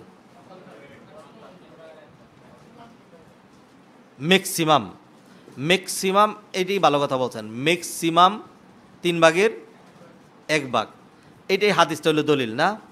তবে এইখানে আবু বকর রাদিয়াল্লাহু তাআলা আনহু রাজি হন নাই। হ্যাঁ, আবু বকর রাদিয়াল্লাহু তাআলা আনহু বলছেন এইটা না, কারণ নবীজি সাল্লাল্লাহু আলাইহি ওয়াসাল্লাম 3/1 কথা বলেন নাই। নবীজি বলছেন আসসুলুসু কাবীর। আল্লাহ সুবহানাহু ওয়া তাআলা তিনি বললেন যে আমি আরদা বিমা রাদিয়াল্লাহু বিহি, আল্লাহ যেইটুকুন নিয়ে খুশি হয়েছেন আমি সেইটুকু নিয়ে খুশি। সেটা কি? সেটা হলো খুমুস, 5/1। আবু বকর রাদিয়াল্লাহু তাআলা বলছেন 5/1। কারণ এই যে ওয়া আলামু আন্নামা গনিমতুম মিন শাইইন ফাআন্না লিল্লাহি খুমুসাহু, তোমরা যা গনিমত অর্জন করো সেইখান থেকে 5/1 কার? আল্লাহর। অতএব গনিমতের যেহেতু 5/1 আল্লাহর, অর্থাৎ আল্লাহর মানে আল্লাহ নিবে না, আল্লাহর রাস্তায় না, আল্লাহর রাস্তায়। অতএব সদাকা যেটা করা হবে সেটা হলো 5/1। একজন মানুষের জন্য খেয়াল করেন মাসালা, আমার সম্পদ আছে, আমি এখন সুস্থ আছি, ভালো আছি, অথবা স্বাভাবিক অসুস্থ, আমি মনে করছি না যে আমি মরে যাচ্ছি, এমত অবস্থায় আমি আমার সম্পদের 3/2 সদাকা করতে চাই, করতে পারবো কি? পারবো। অর্ধেক পারবো, পুরাটা পারবো। একটা হলো সাধারণ সিচুয়েশন, আর একটা হলো মৃত্যুর পূর্বের সিচুয়েশন। মানুষের যখন মৃত্যু ঘনিয়ে আসে এবং মানুষ যখন মনে করে আমি এখন মারা যাব, আমি এই রোগে মরে যেতে পারি, তখন এই মুহূর্তে তাড়াহুড়া করে সদাকা করা, এটা হলো ইচ্ছাপূর্বক যেন এমন হয়ে যাচ্ছে যে আমি আমার ছেলে মেয়েদেরকে এতিম মিসকিন বানিয়ে গেলাম, ফকির বানিয়ে গেলাম, তাদেরকে বঞ্চিত করে গেলাম। হ্যাঁ, অথবা এটা মনে করা যে আমি দান সৎকা করলে সব পাইলাম, ছেলে মেয়েদের জন্য রেখে গেলে তার কি পাইলাম না। কথাটা কি সত্য? সত্য না। ছেলে মেয়েদেরকে যা দেওয়া হয় এটার জন্য সওয়াব আছে নাকি নাই? নবীজি সাল্লাল্লাহু আলাইহি ওয়াসাল্লামের আরেকটা হাদিস, সেই হাদিসে নবীজি বলছেন দিনারুন আনফাকতাহু ফি সাবিলিল্লাহ ওয়া দিনার আনফাকতাহু ফিল জিহাদ ওয়া দিনার আনফাকতাহু ফি আহলিক। 3টা দিনারের কথা বলছেন। একটা দিনার তুমি জিহাদের ফান্ডে দিলা, আরেকটা দিনার তুমি আল্লাহর রাস্তায় ব্যয় করলা, আরেকটা দিনার তুমি তোমার ছেলে মেয়েদের পিছনে ব্যয় করলা। এই 3টার মধ্যে যেই দিনারটা তুমি তোমার পরিবারের পিছনে ব্যয় করেছো এর সবচেয়ে বেশি। মানুষ বুঝে না, জাস্ট খালি নিয়তের দরকার। কি দরকার? নিয়তের দরকার, নেক নিয়ত। আমার ছেলে মেয়েদেরকে আমি ভালো প্রতিপালন করব, ভালো খাওয়াবো, এরা আমার জন্য দোয়া করবে, এরা নেক হবে, এরা ভালো মানুষ হবে। যত সুন্দর, যত বেশি ইখলাস আনতে পারবে ততই সওয়াবের পরিমাণ বেশি হইতে থাকবে, বাড়তে থাকবে। অতএব শুনেন, আপনারা এইটা জানতেন। আজকে আমি শেখ উসাইমিনের এই হাদিসের যে ব্যাখ্যা সেটা পড়ছি, আমি অতটা জানতাম না। হ্যাঁ, আমিও মনে করতাম যে না, সদাকা যদি করি তাইলে 1/3 করা যাবে, 1/3 বেশি সদাকা করা যাবে কিনা, পুরা মালটাই সদাকা করা যাবে। সেটি হলো কখন? স্বাভাবিক সিচুয়েশনে। কখন? স্বাভাবিক সিচুয়েশনে। মৃত্যু যখন ঘনিয়ে আসবে এই মুহূর্তে ওই ছেলে মেয়েদেরকে বঞ্চিত করার জন্য সদাকা করতে গিয়ে, অথবা ওসিয়তের ক্ষেত্রে, সেই ক্ষেত্রে গিয়া 1/3 বেশি করার কোনো উপায় নেই। অনেকে বলছেন, আব্দুল্লাহ ইবনে আব্বাস, তারা বলছেন যে না, 4/1 সদাকা করতে পারবে। আবু বকর রাদিয়াল্লাহু তাআলা বলছেন 4/1 না, 5/1। তবে এই হাদিসে যেহেতু এখানে আর না করা হয় নাই, আসসুলুস ওয়াসসুলুসু কাসির, 3/1 এটা অনেক বেশি, অর্থাৎ এইটাই বেশি। অর্থাৎ এইটাই দিতে পারো, এর চেয়ে বেশি আর দেওয়ার দরকার নাই। অতএব কেউ যদি মৃত্যুর পূর্ব মুহূর্তে সদাকা করতে চায় অথবা ওসিয়ত করতে চায়, তাহলে সে তার সমুদয় সম্পত্তির মাত্র 3/1 সদাকা অথবা ওসিয়ত করতে পারবে। এর বেশি যদি কেউ করে, সদাকা বা ওসিয়ত করে, তাহলে তার সে ওসিয়ত কার্যকরী হবে না। কারণ এর মধ্যে কাদের হক আছে? আত্মীয় স্বজনের সবার হক আছে, ছেলে মেয়েদের ওয়ারিসদের হক রয়েছে। ওয়া ইন্নাকা, এরপরে নবীজি বললেন ওয়া ইন্নাকা লান তুনফিক নাফাকাতান তাবতাগি বিহা ওয়াজহাল্লাহ ইল্লা উজিরতা আলাইহা হাত্তা মা তাজআলু ফি ফিয়্যি ইমরাআতিক।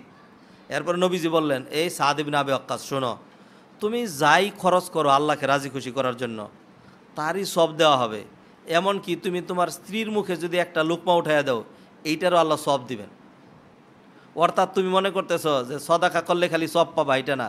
তুমি যদি নেক নিয়তে তোমার ছেলে মেয়েদেরকেও দিয়ে যাও, তাইলে এইটার সবও তুমি পাবা। তোমার স্ত্রীকে তোমার সে এমনি ভালোবেসে, ধরো তোমার মিষ্টিটা খাওয়াই দেই, ঠিক না, এরকম ভালোবেসেই তুমি মুখে উঠাইয়া দেয়। কিন্তু এখানে যদি নেক নিয়ত থাকে, হ্যাঁ, যে স্ত্রীর সাথে আমার একটা এক্সট্রা সখ্যতা, একটা বন্ধন হবে, আর আমিই তো তার সাথে মায়া করব, আমিই তো তার সাথে খেলতামশা করব, আমিই তো তার সাথে মজা করব। অন্য একটা মানুষ যদি আমার ওয়াইফের মুখে চকলেট দেয়, মিষ্টি দেয়, হ্যাঁ, সেটা বেশি ভালো হবে। এই জন্য আমিই দিই, হ্যাঁ, আর আমার ওয়াইফের বলবো তুমি আমার একটু খাওয়াই দাও। এরকম যখন একজন আরেকজন ক্রিয়া করলো, এর মাধ্যমে তাদের ভালোবাসা বৃদ্ধি পাইল। এবং অ্যাকর্ডিং টু দিস হাদিস, এই যে স্বামী তার স্ত্রীর মুখে অথবা স্ত্রী তার স্বামীর মুখে যেটা উঠায় দেয়, এইটা সদাকা। এটা কি সদাকা? অন্য হাদিসে আরও স্পষ্ট বলা হয়েছে যে কি বলা হয়েছে, ওয়াহাত্তা লুকমা আল্লাতি তাদআউহা ফি ফামি ইমরাতিকা সদাকা। এমনকি একটা লুকমা যেইটা তুমি তোমার স্ত্রীর মুখে উঠাইয়া দাও, তুমি যেন এই লুকমাটা আল্লাহর রাস্তায় সদকা করে দিলা। ফাকুলতু, এরপরে আমি নবীজিকে বললাম, ফাকুলতু ইয়া রাসূলুল্লাহ উখাল্লাফু বাদা আসহাবি, উখাল্লাফু বাদা আসহাবি, যে আমি কি আমার সহচরদের মানে পিছনে পড়ে থাকবো? উখাল্লাফু বাদা আসহাবি, অর্থাৎ সাদ ইবনে আবি ওয়াক্কাস আশঙ্কা করছেন যে এরা তো সবাই কি করবে, চলে যাবে, আমি মক্কায় পড়ে থাকবো, আমার যে অসুস্থতা, আমার পক্ষে তখন যাওয়া সম্ভব না। একটা আরেকটা ব্যাখ্যা হলো যে আমি তো মরেই যাব, আমি মরে যাব। নবীজি তখন এর জবাব অন্যভাবে দিলেন, ইন্নাকা লান তুখাল্লাফ, হ্যাঁ, তুমি কখনোই পড়ে থাকবে না। ফাতা আমাল আমালান তাবতাগি বিহা ওয়াজহাল্লাহ ইল্লা ইজদাত্তা বিহি দারাজাতান, তুমি কখনোই পিছনে পড়ে থাকবে না। আর যখন তুমি থেকে গেলে তখন তুমি অনেক আমল করবে, যার মাধ্যমে তুমি আল্লাহর সন্তুষ্টি ইচ্ছা করবে। ইল্লা ইজদাত্তা বিহি দারাজাতান, এর মাধ্যমে আল্লাহ সুবহানাহু ওয়া তাআলা তোমার মান মর্যাদা বৃদ্ধি করে দিবেন। ওয়ারিফাতান, এবং তোমার মর্যাদা বাড়িয়ে দিবেন। ওয়ালা আল্লাকা আন তুখাল্লাফ, আর এমন হইতে পারে যে আল্লাহ সুবহানাহু ওয়া তাআলা তোমাকে বাঁচিয়ে রাখবেন। হাত্তা ইয়ানতাফিআ বিকা আকওয়ামুন, হাত্তা ইয়ানতাফিআ বিকা আকওয়ামুন ওয়ালা আল্লাকা আন তুখাল্লাফ, এমন হইতে পারে যে তোমাকে ফেলে রাখা হবে, অর্থাৎ তোমাকে বাঁচিয়ে রাখা হবে, অর্থাৎ তুমি মরবা না। সে আশঙ্কা করছিল তুমি মরে যাবা। নবীজি বললেন না, এমনও হইতে পারে যে আল্লাহ তোমাকে বাঁচায় রাখবেন। হাত্তা ইয়ানতাফিআ বিকা আকওয়ামুন, তোমাকে দিয়ে অনেক জাতি উপকৃত হবে। ওয়ায়ু দররা বিকা আখারুন, আর তোমাকে দিয়ে অনেকে ক্ষতিগ্রস্ত হবেন। বাস্তবে তাই হয়েছে। আল্লাহ সুবহানাহু ওয়া তাআলা সাদ ইবনে আবি ওয়াক্কাসকে সুস্থ করে দিয়েছেন। তিনি আবার মক্কা থেকে মদিনায় এসেছেন। আল্লাহ সুবহানাহু ওয়া তাআলা তাকে অনেক লম্বা হায়াত দিয়েছেন। আল্লাহ রাসূল সাল্লাল্লাহু আলাইহি ওয়াসাল্লাম দুনিয়া থেকে চলে গেছেন, তিনি বেঁচে থাকছেন। এরপরে আবু বকর, ওমর রাদিয়াল্লাহু তাআলা আনহুর জমানা, তিনি বেঁচে ছিলেন, জিহাদ করেছেন, অনেক মানুষের উপকার করেছেন, মুসলমানদের উপকার করেছেন। আর কাদের ক্ষতি করেছেন? কাফেরদের ক্ষতি করেছেন। এরপরে উসমান রাদিয়াল্লাহু তাআলা আনহুর জমানায় বেঁচে ছিলেন, আলী রাদিয়াল্লাহু তাআলা আনহুর জমানায় বেঁচে ছিলেন, মুআবিয়া রাদিয়াল্লাহু তাআলা আনহুর জমানায় শেষ দিকে গিয়ে তিনি সম্ভবত মৃত্যুবরণ করেছেন। তার সন্তান ছিল কয়জন? একটা মেয়ে, এটা তাহলে এই স্ত্রীর। এরপরে তিনি আরও বিয়ে করছেন। এরপরে তার ছেলে হয়েছে 17টা, মেয়ে হয়েছে 12টা। হ্যাঁ, আল্লাহ সুবহানাহু ওয়া তাআলা, হ্যাঁ তাই, আল্লাহু আকবার, আল্লাহু আকবার, মাশাআল্লাহ। সাদ ইবনে আবি ওয়াক্কাস না?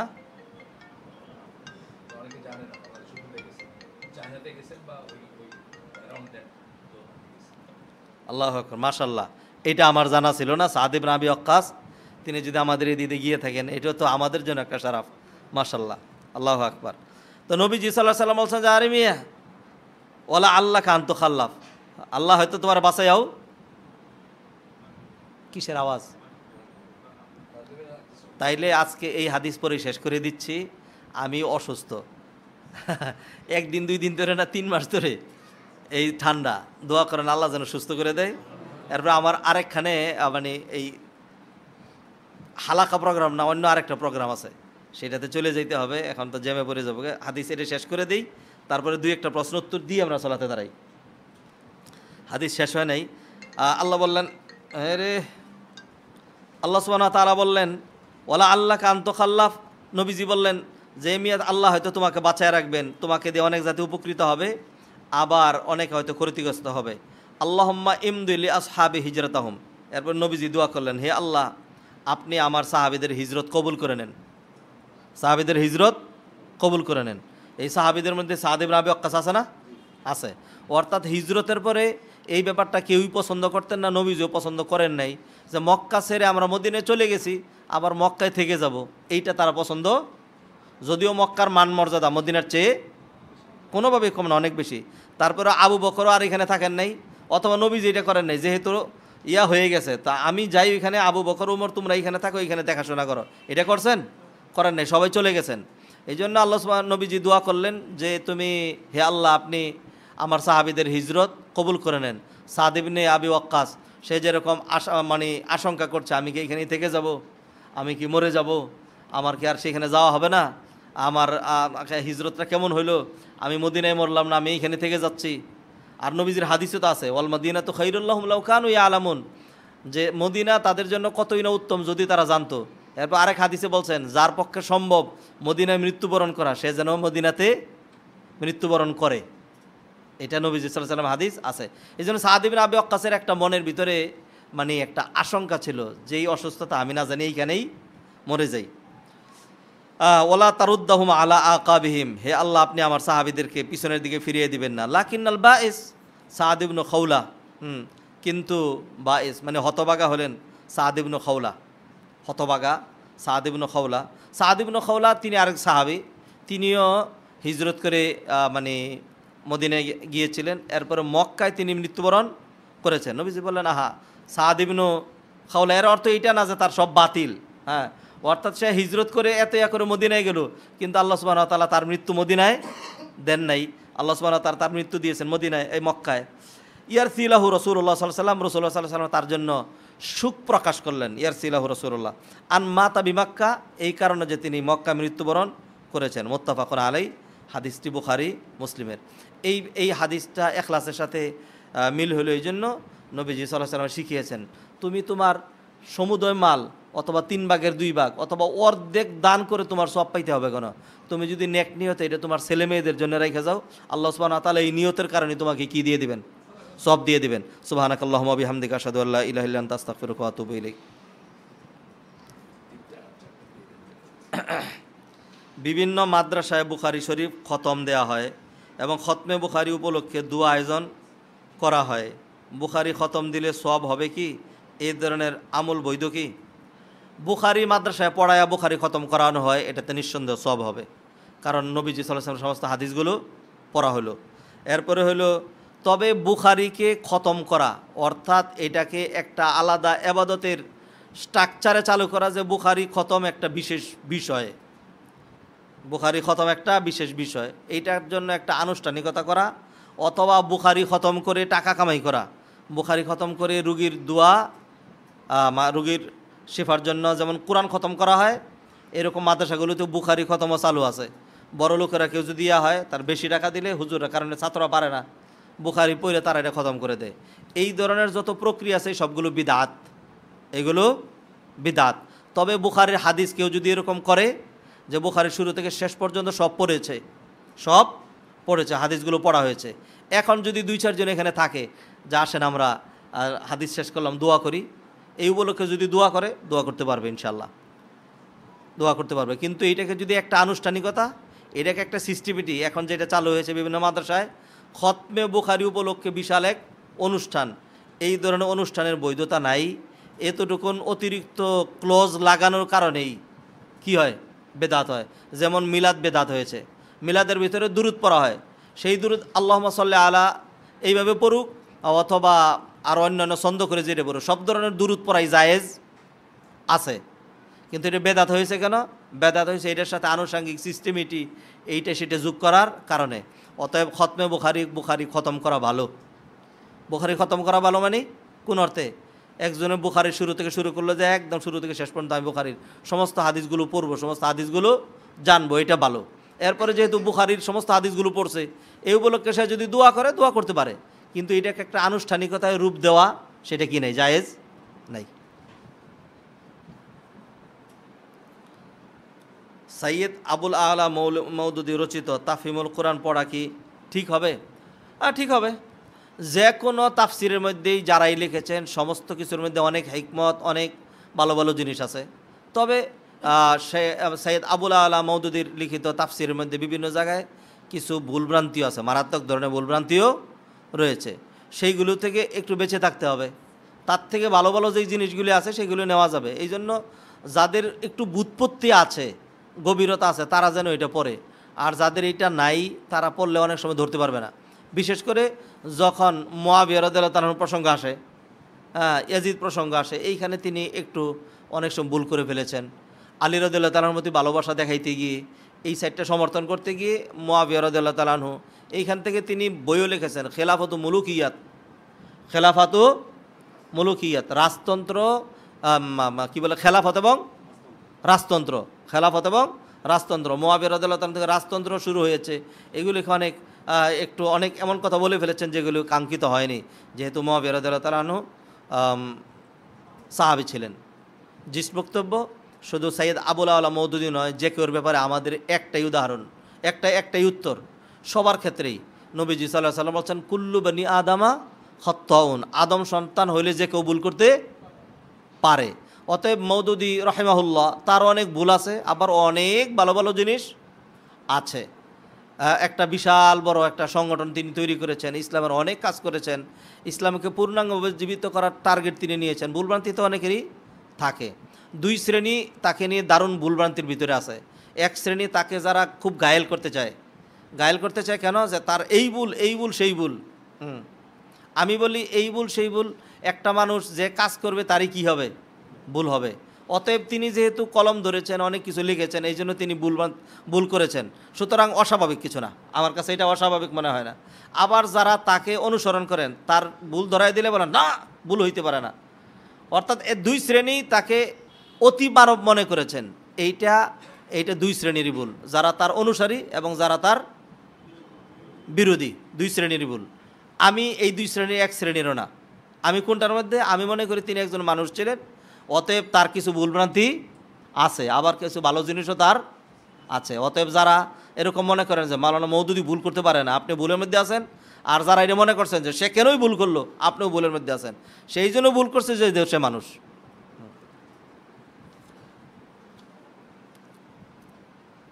অনেক সময় সমুদ্রে জলোচ্ছ্বাস হলে আবহাওয়া অধিদপ্তর তার নাম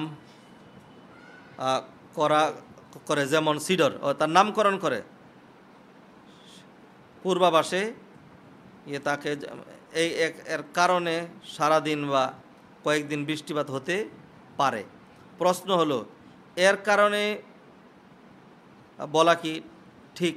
বিজ্ঞান আচ্ছা, আরও করে লেখেন, কঠিন লেখা অসুবিধা নেই।